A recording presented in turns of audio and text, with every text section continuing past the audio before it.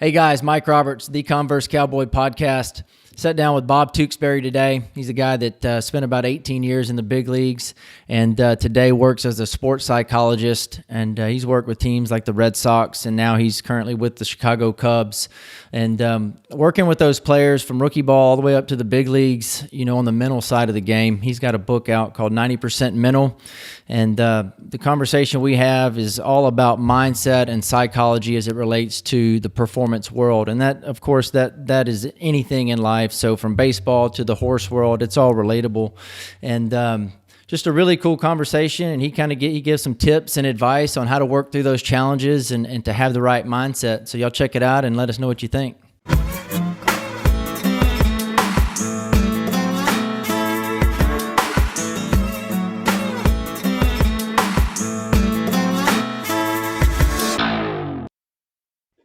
Well, cool, man. So I appreciate you sitting down, and I'm like I told you on the phone the other day, man. This is probably one of my favorites, and I'm looking forward to doing. That's cool. Yeah, I'm just dialed into the mindset, the psychology, everything that goes into anything performance, which really ties into life. I mean, it all kind of ties together. But so yeah, I want to get a little bit of a backstory. I know Bubba told me a little bit. Bubba Bell, high school or college roommate. He told me I have to bring up the movie The Scout with Brendan Fraser, which I've seen it. Right out of the chute. I know. I forgot to send you some bio stuff. I was going to delete that part of it. But yeah. Well, what was your role in that movie? Busted my ass about that for 20 years.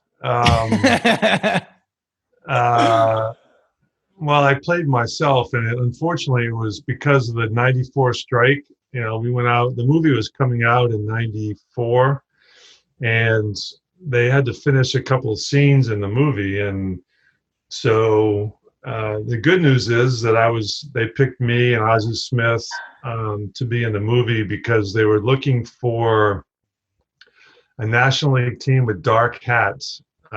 Just the footage I had was of the Tigers. I see. What I heard anyway. And the Tigers road unis had dark hats. So that when they did the aerial footage, they needed something with dark hats.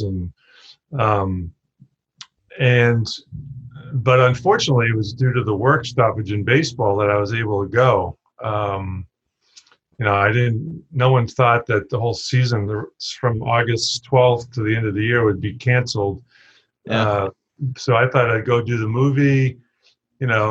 They paid me well for it. I go, I'll just go shoot the movie. I'll go to dinner. I'll fly home. The scene in the movie was shot at 3 a.m. I got to Yankee Stadium about 1, and the scene was shot at 3 a.m. Oh wow. Yeah, a lot of standing around in movies. And Hollywood. So needless to say, I didn't go out for dinner in New York. I just went home and I went back to the hotel, got on a plane and flew home. So no speaking, no lines or anything like that? No lie. I just had to act like I gave up. I was disappointed that I gave up a home run to Brendan Fraser. Yeah. And that's all they teased me about is how far, how'd you hold that pitch? All the guys, they used to show that on the bus rides in the minor leagues and Buffalo. That's fantastic. Yeah. That's good stuff. So, yeah. Nice way to open the show, Mike. Appreciate it. Yeah, you bet, man. You can thank Bubba for that. Yeah. I was like, give me some good stuff. Like, give me something that maybe, that may be a little different and so that's what he came up with. Well, I'm writing his name down right now because I got to call him this week and set up a time to talk to him, and he'll be hearing about that. There you go. You can thank him. Mm-hmm. Well, man, I was looking over your Wikipedia. So you get drafted in 81 with the Yankees. And it seems like you play with a few different teams and had a career around 15 teams. Yeah. Was it around 15 years you stayed in the big? 18 professional years. I played parts of 13 in the big leagues. As collective major league service goes, I think it's 11 and change or something. all I know is I get the Magic 10, which is what I was hoping for. So yeah, Yankees, Cubs, Cardinals, Rangers, Padres, Twins. First year was 81. Last year was 98. 96, 98. 98. Yep. Wikipedia's got it wrong. Oh no, it says in 96 you signed with the Twins. That's right, for 2 years. Yeah, I left the Padres and signed with the Twins for 2 years, and yeah. So you bet, man. bad. I was, like I said, I was going to send you some stuff prior to this, but we can make it up. Did it have my 20-game season in there? My 200, I was 190 wins short of 300. Did they have that in there? No, I didn't see that, but we can maybe email them and see if they can add that in. Yeah, we need to edit that. That's great, man. Where was your favorite place to play? Well, coming up, playing for the Yankees at Old Yankee Stadium was, I don't think I had a favorite. Certainly my best career seasons were in St. Louis. Yeah. But, playing at Old Yankee Stadium was really something. It's not, the new stadium can't capture what it was. Pitching at Fenway Park was really pretty fun. And so I think those three come to mind initially. But now the new stadiums with, the PNC Park in Pittsburgh is beautiful, and the Giants Stadium, whatever that's called now, is beautiful. And so there's a lot of new ballparks, and thank God they get rid of the old Kingdome in Seattle and some of these domes, the Metrodome in Minnesota. Some of these places were horrible. Yeah. As a player, they were horrible, or just they were? No, they're big league. The big league ballpark. No big league ballpark's bad if you're playing, but just the amenities and indoor baseball, and I like grass. I like outdoors and a little aesthetics. So they were pretty bland stadium. So right. I got you. Well, man, I'm like I said, I'm very grateful to sit down with you. It's cool to talk to another baseball guy. I haven't, I've been out ever since I left college, man. I haven't, been around it. Of course, you stay in touch with the people, those select few that you stay good friends with, and but it's always nice to talk to another baseball guy. And I'm not comparing myself to you in any way as far as you being a big league guy, but baseball is somewhat universal, and totally.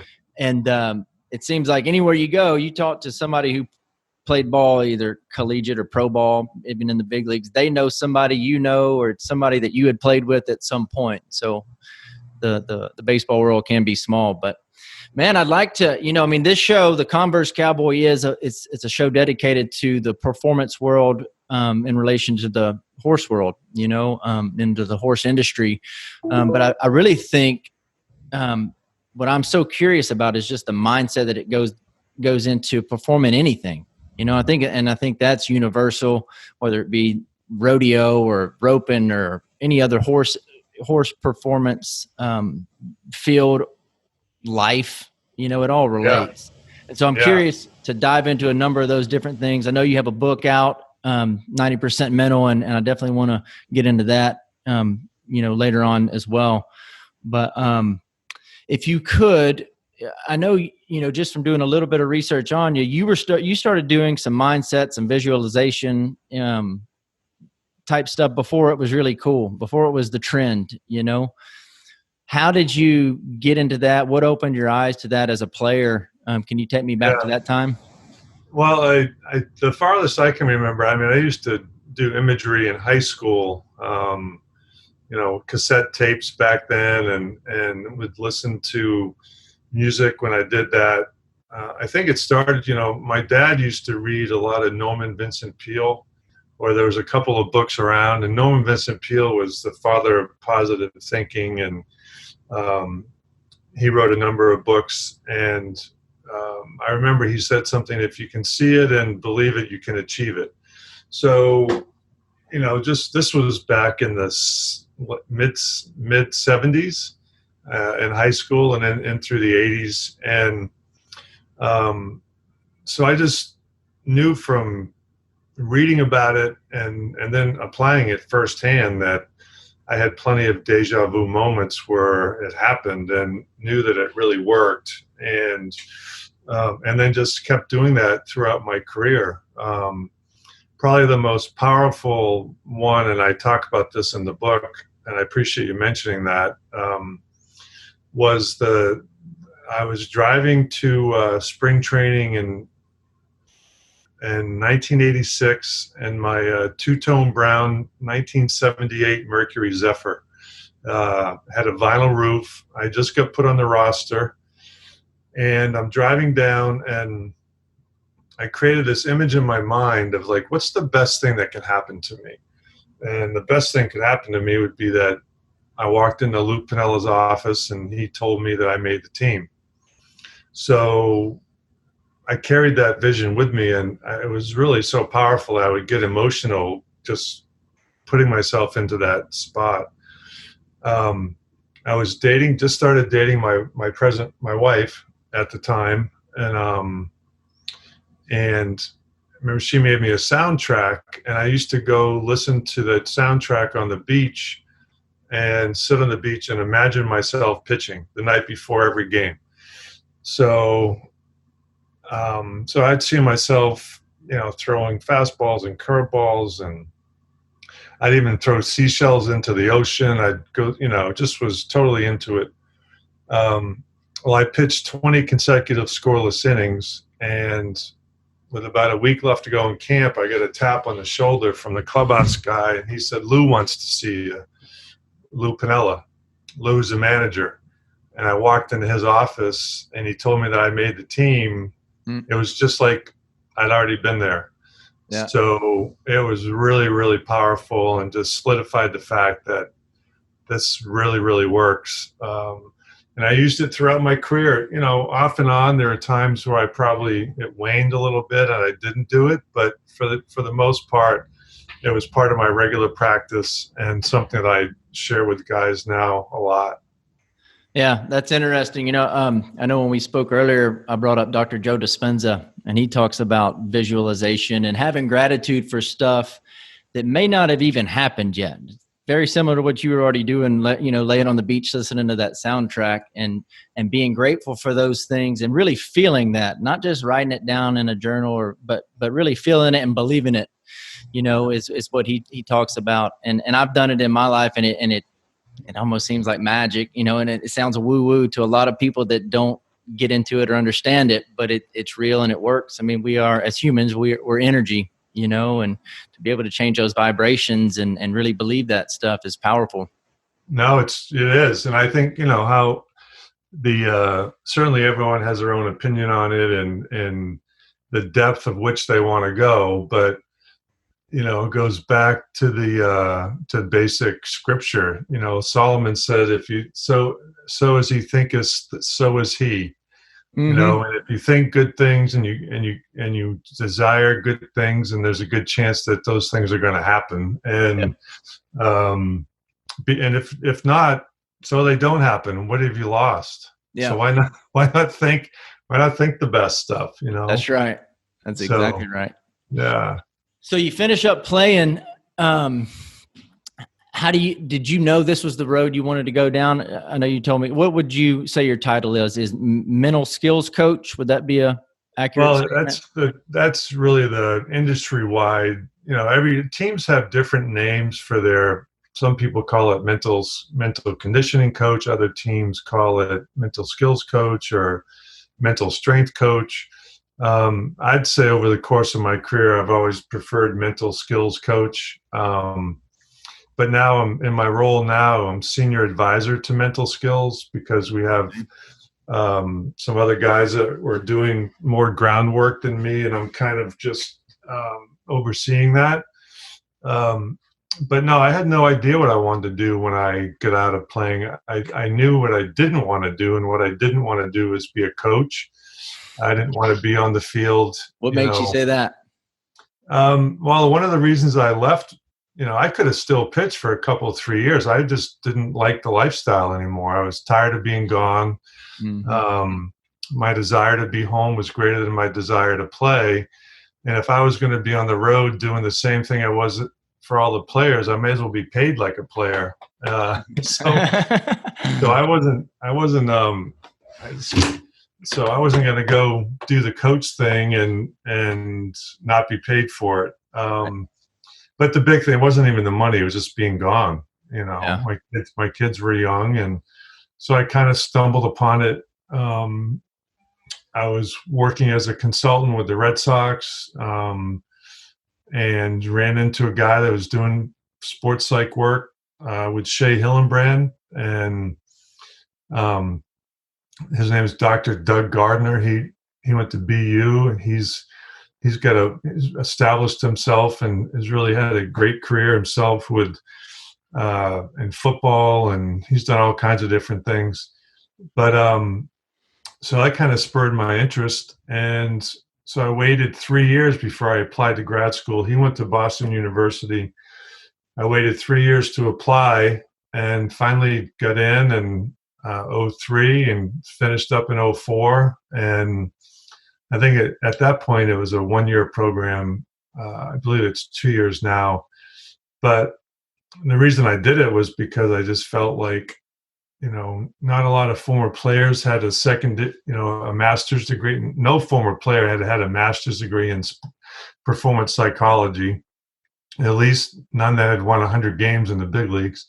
Yeah. And so I thought I could create my own niche. And so lo and behold, I started working for the team, the Red Sox, full-time in 04, and did that until helped set up the program there until I left in 2014 for a year, and then came back 15-16, and then they made changes. I went to the Giants for 2 years, and now this is my second year with the Cubs. So I had no idea what I was going to do. I just knew that I didn't want to play anymore. Yeah, I got you.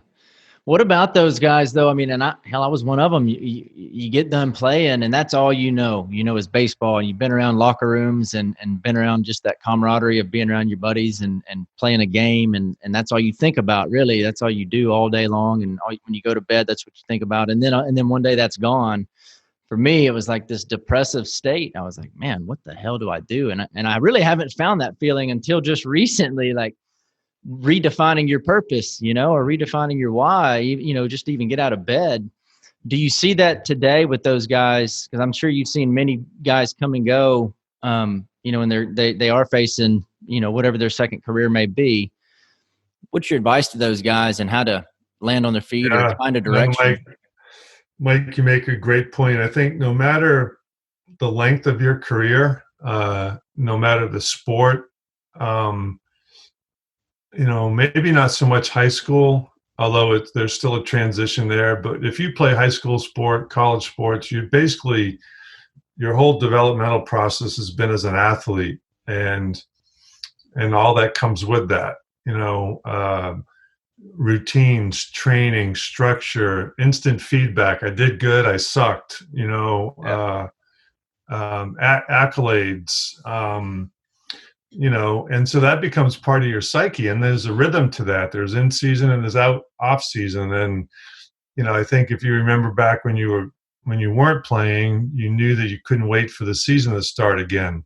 Mm-hmm. The thing with with discontinuing playing is that the season doesn't start up again, but all those feelings are still there. And in truth, I think one of the reasons I went back to school was and get a master's in sports psych was to help coach myself, because I was struggling. It was, I had some regret. Did I leave too early? Did I leave on time? What if I had still played? Because you don't know what's next. There's no purpose. And, the first year was great because I was home with the kids. I didn't have to travel. I coached Little League. I, had beer at lunch. I could do anything I wanted to do. Didn't have to worry about shoveling without, hurting my arm or my back or slipping. And, but then it's like, you're right. Now what? And so I think everyone's got a journey that's very different. The struggle is very different. They talk about, in the field of sports psych, there's reasons why people, athletes stop playing. One is free, just retirement, free choice. You decide to stop. Other is injury, unfortunately. Other can be age related, another could be, college career, it's done. There's no place to go. And so I think each one of those carry its own, however the athlete gets there, carries its own set of circumstances to deal with. But so the thing that to your question, sample. I've talked to players recently about it. Go to a career counselor. Don't try to figure it out on your own. Get some resource to help you figure that out, because there may be things and interests that you don't even know because you've been an athlete your whole life. You just have never been aware of. Yeah. Number two, talk to people. You're one thing. I have a great colleague, Steve Durant. He's a psychologist in Boston. And I remember I learned from him really early, players, don't let them suffer alone, and they need to have a go-to guy. And I think players that are struggling during the season suffer alone, but I know players that stop playing suffer alone. Why do you think that is, though? Do you think it's ego, like they're ashamed to admit they're struggling with stuff? I don't know if I think they might be a little bit, depending on the athlete, saying, oh my God, in case, say it's a really successful player that's made money, everyone's like, well, how can you be sad? You have all the money in the world. Well, when you retire from who you are and what you do, it doesn't matter what your bank account is. That's a very good point, right? I mean, and I'm sure you're one of them. I mean, money's probably not an issue. Like, you don't have to worry about where your next meal is going to come from. And I know a lot of people that are in your situation. And what I've learned is you guys have problems. Y'all have challenges. Y'all have struggles just like everybody else. So in case anybody's wondering, money's not the answer to happiness. No, because, the emotion of that, look, I mean, you played college ball, you loved it. The people that we know, Bubba and others that you played because you loved it. You have to love it to go through the minor league, because if you don't, you're going to get chewed up. And so you love it. And it's not about getting the paycheck. It's about doing what you love. Mm-hmm. The paycheck is a byproduct of that. It was really interesting. I watched Taylor Swift's movie, and I'm not a fan. Did you just admit you were a super fan of Taylor Swift? No, I didn't admit that caveat, but I respect her as a professional. Oh, for sure, for sure. And one thing that stood out with her was that she had this passions from a little girl that she wanted to be an entertainer. Mm-hmm. And then watching her thing, she wasn't happy. So it's like, okay, now I've done this. Now what? So even if you reach stardom, there's always like, now what? What keeps you going? And so there's always a why. And the money allows you to have more time to figure it out and maybe explore different avenues to figure it out. But, as you said earlier, as humans, as we say in the locker room, they all put the jock on the same way. Yeah. And, we all have the same challenges. And so, that even the people that are retired from business, how many people, CEOs that have worked 30 years, established a company, when they retire, they're miserable, and they go back to work, they do something because they've lost their purpose. I have a great book that I think is called What Happy People Know. And there's a chapter in the book about a CEO that started a company, he and his wife eating macaroni and cheese, didn't have 2 nickels to rub together, and were happy as heck. And after he sold his company, they got divorced. The kids didn't have a relationship with him. He was miserable. Had all the money in the world, but he was miserable. So I think to the point, to surmise your question is, explore options, understand it takes time to find your next why. And that's a process that everyone's got a different time frame for. Yeah, that's interesting. As silly as it is I had this idea in my head. If I make this much money, and Steve-O, and my producer's in here, he's heard me say this a number of times. Like, if I make this much money and if I marry this person and do this, well, then I've made it. And so I start doing these things and I check these things off the list. And I married the pretty girl and successful business, all this. And then I'm at the top of it, and I'm looking around like, well, I'm not shit. happy. Well, shit. Now what? Yeah, I'm not happy. What's next? Like, you just keep raising this monetary goal, and you just keep wanting more and more. And so what I finally figured out, not that it's the right answer, but there is no destination to success. Like, this whole life we live is a journey, and as simple as that concept is, when I understood that, it really made sense. And it was like a weight lifted off my shoulder, like, keep getting better every single day. Like, I'll never be the best me, but that's my goal, is to just keep striving to be the better me, the best me that I can be. But Well, I mean, that's a key point there, Mike, because it's like perfection.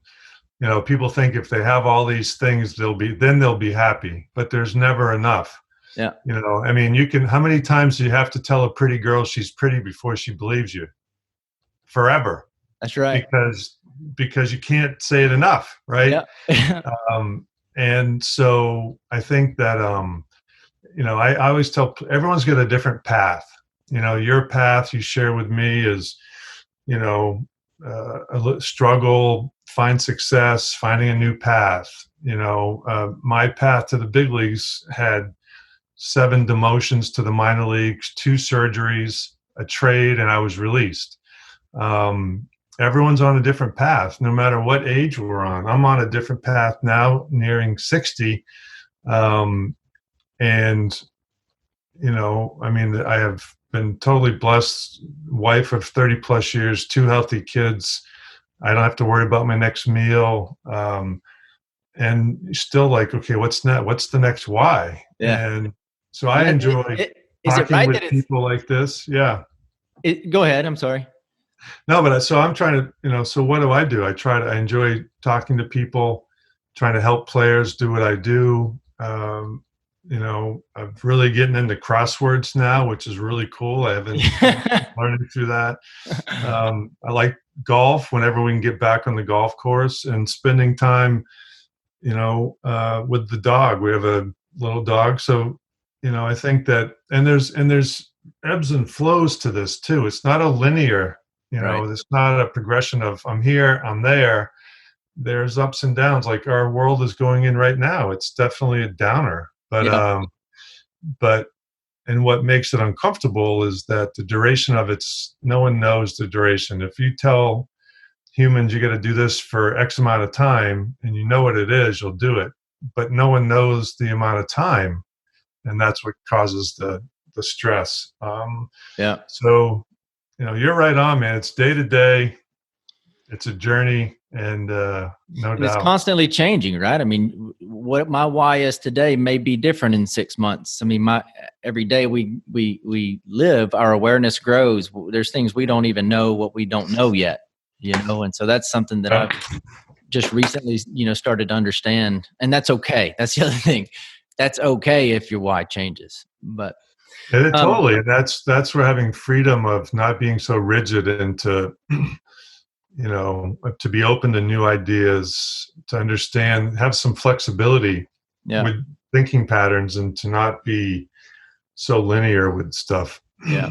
And you touched on it, man. And everybody I've sat down with that's in the horse world, I mean, they live and breathe it, waking up every day, love what they do. Most of them, that are at the top have done it from a very early age. And there's a consistent theme with anybody that's performing at an elite level. It's just the hard ass work ethic, and the dedication to what they do. And again, the process. I know we live in this microwave society where we want shit to happen right now, but it doesn't work like that. Not to achieve mastery. Yeah, mastery. But for the people, I don't know a lot about the horse business. But I do know from what I've read and what I've seen, the circuit that the guys go on, they bust their ass, guys and girls. I mean, it's like the minor leagues, and it's tough and competitive, and there's injuries, and there's things out of your control, and it's, it's the whole passion for achievement they're doing it on a horse. Some people do it on a baseball field, throwing a baseball. Some people do it on a horse, throwing rope. It's all Yeah. the same stuff. Yeah.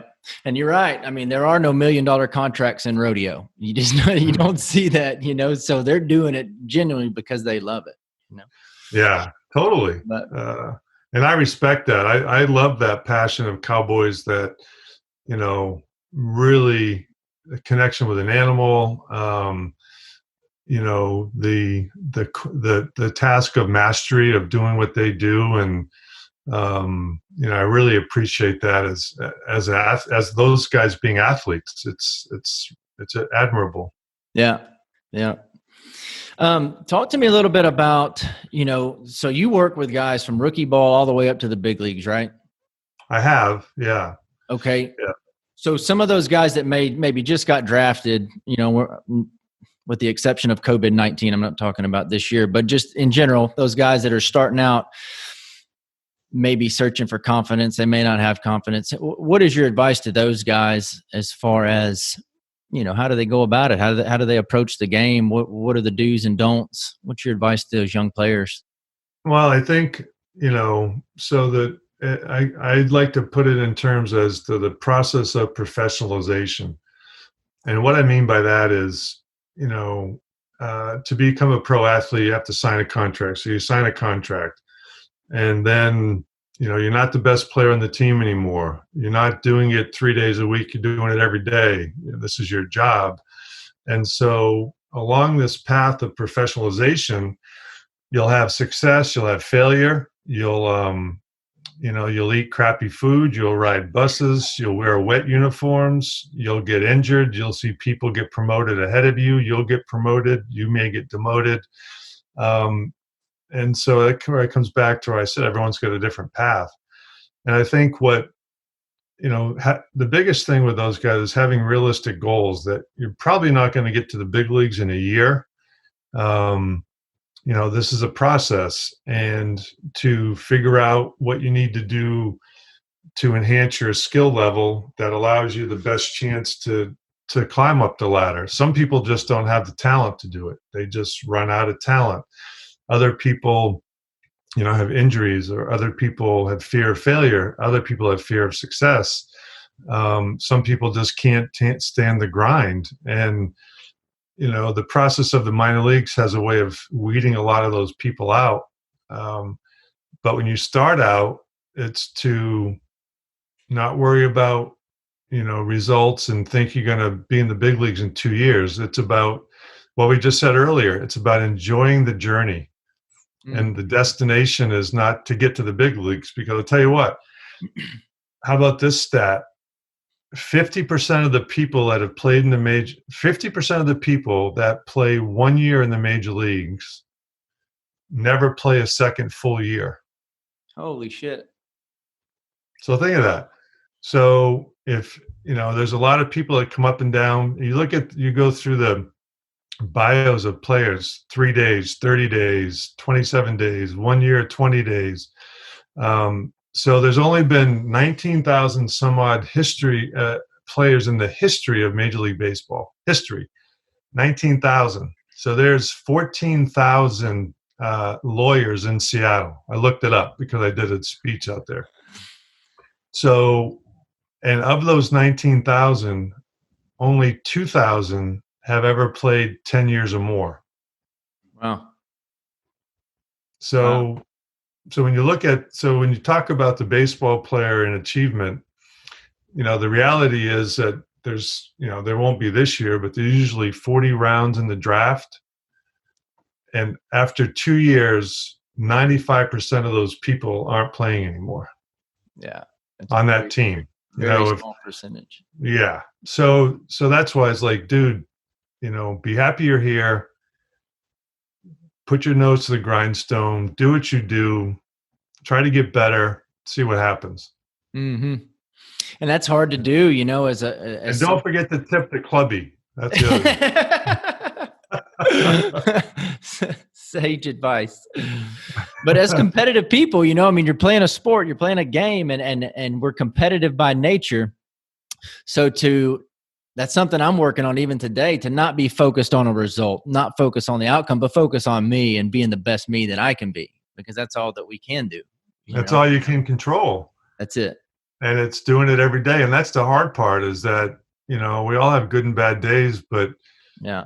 Ken Revisa, the late Ken Revisa, who was a sports psychology guru and of whom I took his job. He passed away unexpectedly at the age of 70. He used to tell the players to go have a good shitty day. Like, not every day is going to be great. And if it's shitty, then make it a good one. Yeah. That's great. So, yeah, right. Yeah. But you mentioned daily process.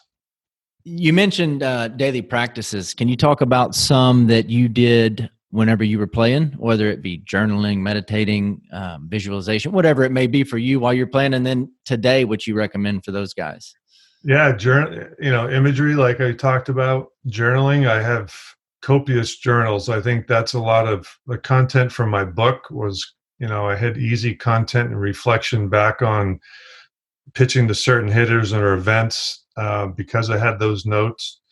I think journaling is a good thing for athletes because it keeps so many reasons. One, it you can talk about what you did well and what you need to work on. Number one, you can go back and review techniques or strategies that you used that were helpful and allowed you to have success. And over time, you can look back and see how many good days you had, and over a certain time frame, and not think about, if you had a bad day today. If your players get into the athletes, people, if you do good, you are good. If you do something bad, you're bad. And I used to think, as a pitcher, if I had a good day, it was like, whoo, we could go to eat at Ruth's Chris, and we had a bad day, it's like, take the credit card away, we're going to McDonald's, because you just didn't know what was going to happen. Yeah.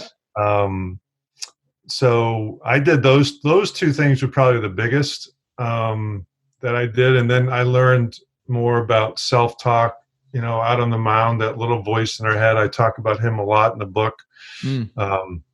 I call him the little man, how to control the little man. Talk about that, because I feel like it's human nature, and I talk about mindset a lot with a lot of different people, but what seems to be consistent is just the negative self-talk that we have as humans by default. Mm-hmm. Why is that? Yeah. Well, I mean, I don't know I think I've read it. I can't recall it. I can't say that I know it verbatim, but it's just our tendency to we're wired instinctually, our brain is wired for survival. Right. And I think that, the fight, flight, or fear response we're so wired to anticipate negative to protect ourselves that we can get into that mode. And I think that, and sometimes that voice, we believe it. It's like, oh shit. And if you say it enough to yourself over and over again, you believe it. So that's where the meditation now and the mindfulness comes in. Is like, look, that's the voice. That this is me. I don't have to listen to the voice. Journaling helps write that stuff down, helps that stuff go away. But no, the negativity, I think, there are optimistic people by nature. There's more negative people by nature. But I think that in general, we're kind of wired for survival, and we got to be aware of everything around us. Right. Yeah, I saw a quote the other day that said, "Don't believe everything you think." Yeah, exactly. That's a good one. Yeah. And you're right, man. It's like what I realized too is there is no universal reality. There is. There's not any one thing that's same for two people, because it's all reality is based on our perception. And that's an ability we have to choose. Yes. I mean, we talked about that the other day. Viktor Frankl's book, The Man's Search for Meaning. Then the only thing that can't be taken away from a human is his right to choose. Yep. He had his family taken away from him. They put a number on his arm. They shaved his head. They didn't give him food. They took his clothes away. Yeah. but he still had the right to choose. And it's not always easy to do that because we're human. We're going to err, but no, that's so true. We talked about that, and I had a point that I was going with that comment that we had talked about with regard to that, but I lost track of that thought. Happens to me all the time. What about I'm curious to know, as baseball guys, they're very superstitious. Did you have pregame rituals? If so, what? Certain I tried meals? not to, I can't say that I didn't. I remember clearly my rookie year. I pitched in Seattle. I shut out the Griffey and the Mariners in Seattle, and I think, I'm 25 years old. I went to Burger King that day for lunch. I haven't been to Burger King since, I don't think. But, so the next time I pitched, I went to Burger King and I didn't win. But I tried not to. I try to think of there's a difference between routines and superstition, right? And, I think people think that they have to, when the Patriots play, they have to sit in their chair if they're going to win. That's absurd. But people believe it. Yeah. So for me, I knew that, I like to have pasta. My routine was I had to have pasta before, but if I didn't, I didn't. I didn't put on a certain part of a uniform before another. I didn't do any of that stuff. Yeah. But I had a routine that I went outside at a certain time, not because it was superstition, but because that was my routine. I warmed up at 7:20 or 7:05 to 7:10, and then I did this. And if I didn't do that, I would adapt. I didn't say, hey, wait a second, I can't play. My routine's all screwed up. I get out here too late. This isn't going to work. But it is a big part of sports because it's one way people can control their anxiety about uncertainty. Right. It's comfortable. It's the known. It's what they know. Yeah, it's comfortable. It's the binky. And I get it, but I never really did that. Yeah. Unfortunately for me, I was in the training room getting therapy before a game, and for whatever reason, I wanted to try snuff that day. And so I tried it, and I went 4 for 4, I think 2 doubles and a home run. So of course I had to do it again the next game, Yep. And so, but yeah. And then you became addicted. Yeah. Yeah. Well, I didn't, it lasted until my next slump, and then I stopped doing that, which didn't take long, but, right. But, yeah, I'm always curious to know what people's pregame stuff is. Like on deck, I would, same thing, have like the routine or whatever it may be. But well, I think, everyone has a way that they get in the batter's box, that's what you do. That's your routine. And it's unconscious, you just do it because you've done it. You look at, your swing when you were 7 or 8 on video, and you look at it your last year, I bet it was pretty similar to when you did the same stuff, because when you first started to play, that's what you did. And then it becomes ingrained. But no, I think superstition is, hey, if you think it works, go for it. Yeah, right. That's good, man. Well, I want to hear about some, challenges, overcoming adversity, whether it be injury. Think most of the shit that happens in life is out of our control. And, I don't think it's any different in performance, whatever it is, horses, baseball. What's your advice to those guys whenever they may be in a slump, or, maybe they haven't had a win as a pitcher, they haven't had a win in 5 games, whatever it may be? How do you talk those guys through those challenges and build that confidence back up?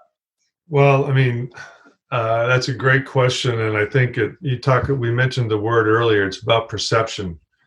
If you didn't know you were struggling, would you know you were struggling? So if you separate each at bat as an at bat, ground out, fly out, strike out, walk, ground out, fly out,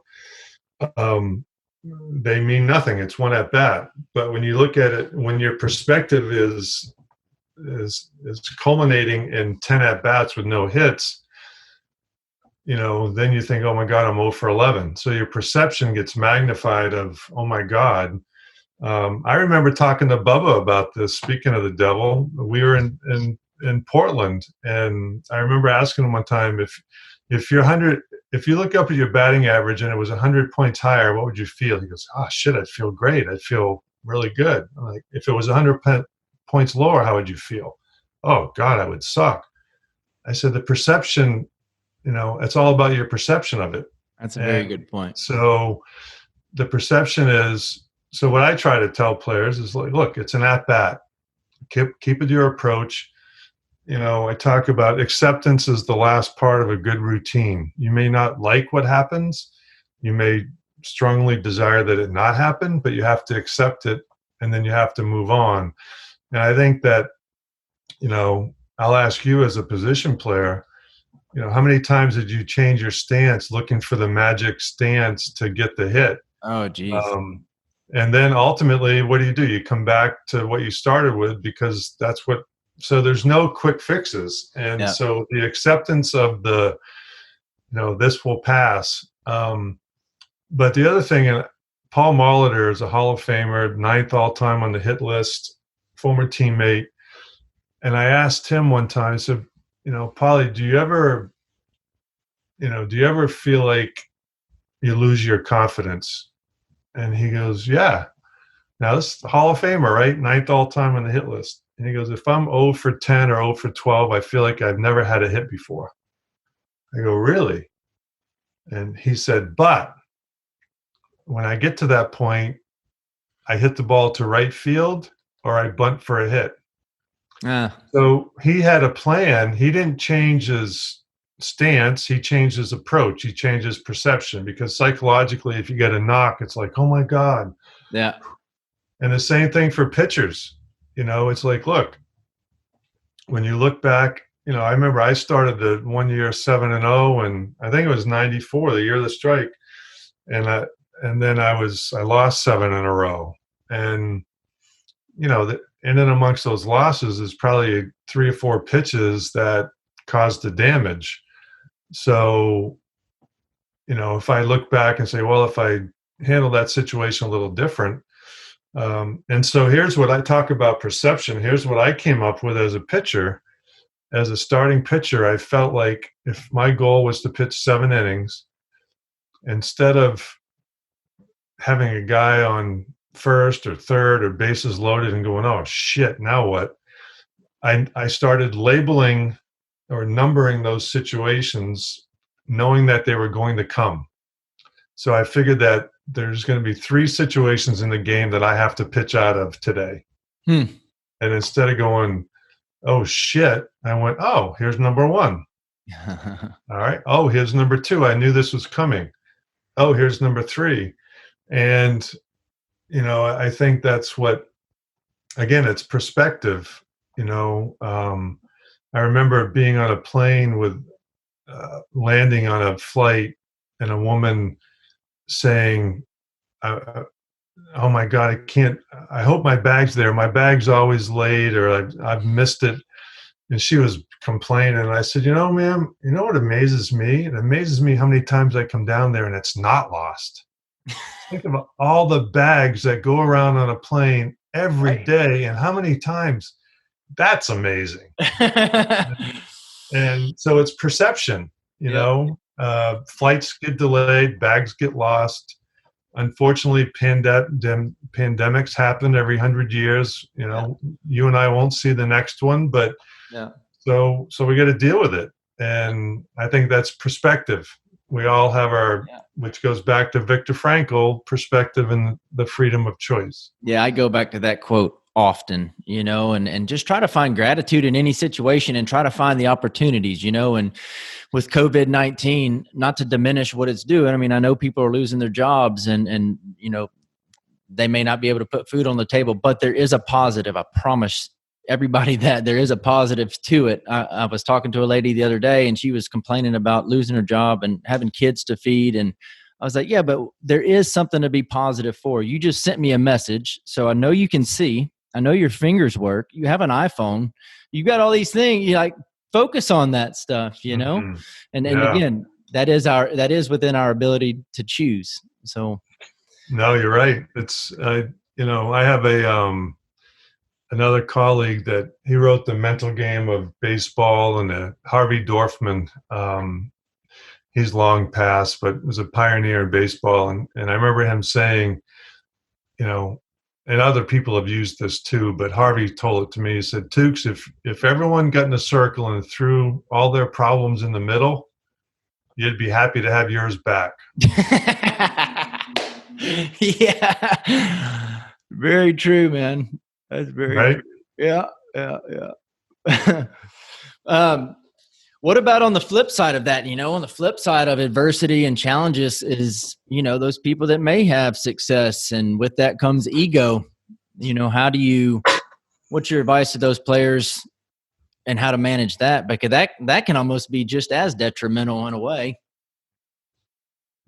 Well, I think, the veteran players that have egos have them because they've had success, or it's, part of their stick. It's like, I'm better than everyone else. And, you can't change someone's ego orientation, but you can help mold it as young players become more successful. And I say that by, that's where the veterans come in of in a clubhouse, where the young star player starts to be too full of himself, and the guys bring him back down to earth, saying, "Hey, man, it ain't that easy." Yeah. Sometimes you need some tough love. I don't think it's something that can be done individually. I think it's done better in a group, collectively, with veterans that care about young players. Um, so I think the only thing I tell people is to be careful. The game will humble you really quickly, and to be grateful to be where you are, and don't take yourself too seriously, so That's a hard one too, right? Because you're trying to do good and trying to be serious and think, maybe you have to be serious in whatever field it may be. As we grow up, we think we have to get serious, but to remember to have fun and play, I think that's one thing that's going to be interesting out of this, is that, players are starting to get uncomfortable.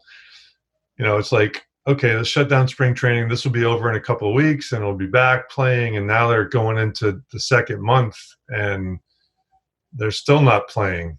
And so I think hopefully when this resumes, we'll all have a greater appreciation for the things that we've taken for granted.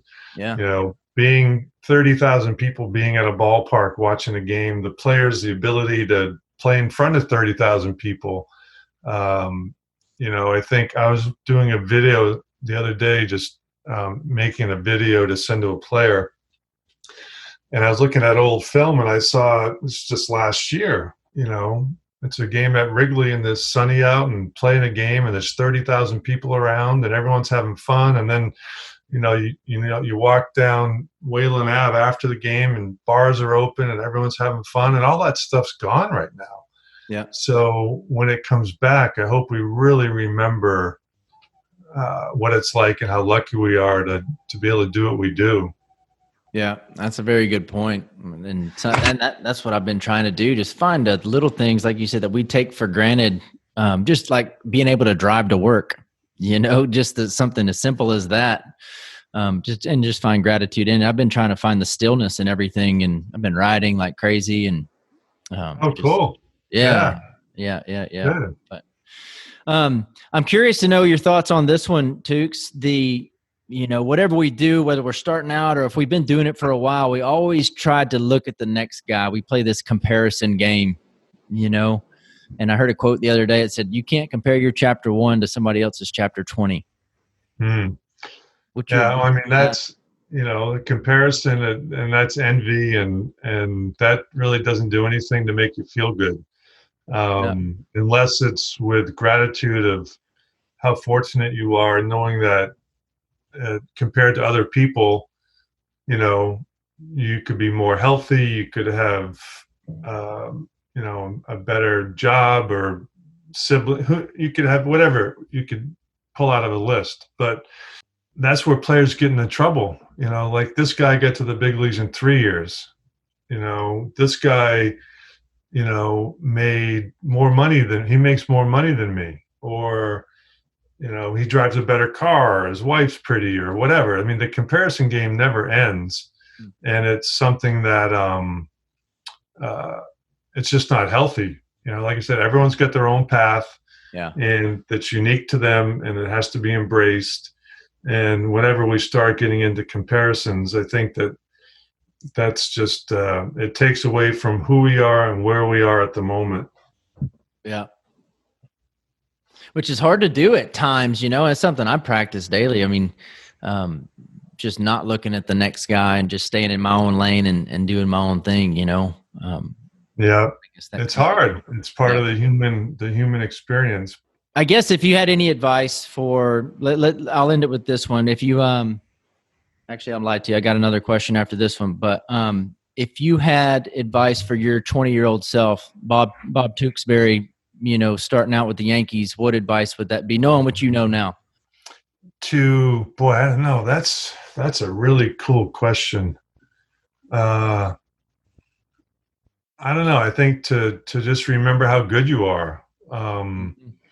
Because I started out, made the team out of spring trainings, had a good start, and then I started to lose confidence, and it spiraled, ended up in the bullpen. And so I just feel like, remembering how good I am, and that,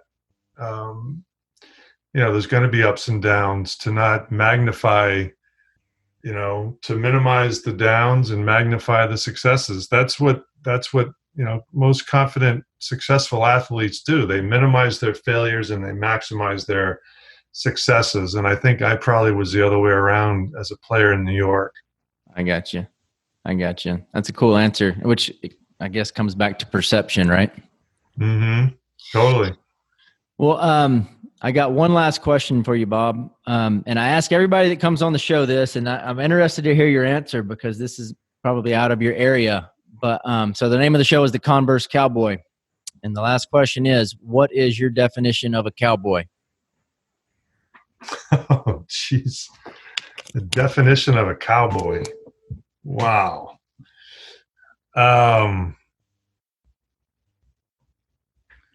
Well, the first thought that came to mind was a cowboy is somebody who is authentic, that is loyal, and hardworking. That's a cool answer. Yep, that is very cool. I was interested to hear what you had to say. Yeah. But well, Bob, look, I know you got to go, man, and I just want to thank you for your time. I'm very grateful to be able to spend this time with you and be able to pick your brain. And you definitely. I enjoyed it. Awesome. It was great fun to meet up with you and connect with you, and all the good work you're doing, and good luck with the show and your own ventures. You're a young man with good vision, and I'd love to see where you are in 20 years, because I think it's going to be a really cool place. Oh, that's cool, Bob. I appreciate the kind words. You're going to be fine. It's going to be really interesting to see where your path goes. Yes, sir. Well, I appreciate it.